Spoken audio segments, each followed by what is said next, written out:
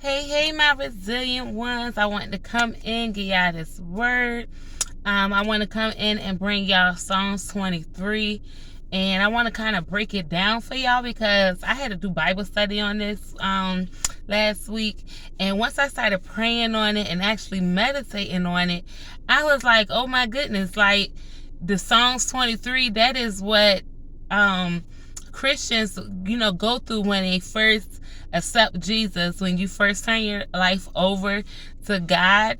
Like it's like letting you know the road that's, the step-by-step guide, the road that you about to face. And start with I'm your shepherd, you shall not want. And when you look at the word shepherd and the verb definition, it means to lead and to guide.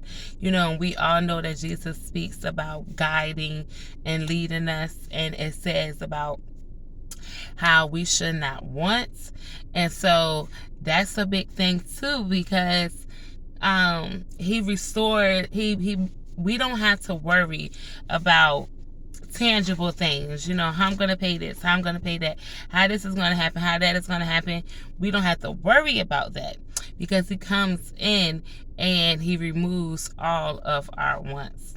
He leads us beside still waters and green pastures, and that's letting you know that he's bringing peace to you. He's bringing peace and clarity to you, removing the burdens that's in your heart. And he goes to say, I'll restore your soul. And when you look at the definition of restore, they mean to renew, to bring back. So first he's coming to say, okay, I'm going to lead you. Then I'm going to provide all of your wants, your bills, everything, Then I want to lead you beside green pastures and quiet waters, and that's just still waters, and that's just letting you know that he's bringing that peace. And he goes and say, I will restore your soul.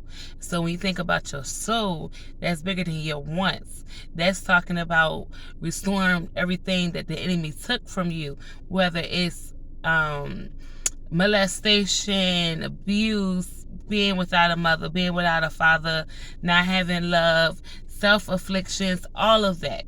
He's speaking about restoring your soul, your whole being, coming up in there and working it out for you. Okay? And then he goes to for my leads you for his righteousness, for his name's sake, he gets all the glory. So he's letting you know that all of this, once you go through these trials, these tribulations and stuff like that, God do it all for the glory of his namesake, so that you can let other people know, believe in God, stick with God. I got through this, I got through that, even though you walk through the valley of the shadow of death. And people don't really understand how much that one verse right there. Because when you're walking through the valley, you have to think about the valley and what a valley really looks like. So when you actually sit and meditate on the valley, it can be a dark place. It's definitely a lonely place, because in the valley, you don't see a whole bunch of people. So you're out there in isolation. When you look miles and miles, you see nothing. It's just endless of nothing. So when you're in a valley, it can look like it's so hard to go forth. You don't know where to go when you're in a valley, because all the ways it look, every which way you turn around, you don't know which way it can be. And so you got to think, when you're in that valley, that's when, that's where a lot of the resilient creatures is at, the resilient enemies is at, because it's not a lot of habitat in that place. That's where the hopes go. Your hopes and dreams and all of that goes to die. That's why it say the shadow of death. Because when you take a person hope, that takes their faith. Hope is what activates faith. So if you kill off the hope, then you don't have to have the faith, because hope, when you want something, that's what gives you the faith to believe that you can get it. So if you go ahead and kill off that hope, you ain't got to worry about having faith for it, because you don't even believe you can get it anyway. So that's why it speaks of in the valley of the shadow of death, because it is hard in that place. It's scary when you're in that place. And you can be in that place and have a whole bunch of people around you. So it doesn't necessarily mean, you physically being alone. Or it can be you physically being alone. But each person that gives their life over to God, these are the steps you're going to have to face. So if you're going through trials and tribulations and all of that in your life, be thankful, because you know that you are in God's hands. Because after that, it say, I anoint your head with oil, your cup overflow. All the days of my life, goodness shall follow you. All the days of your life, goodness shall follow you.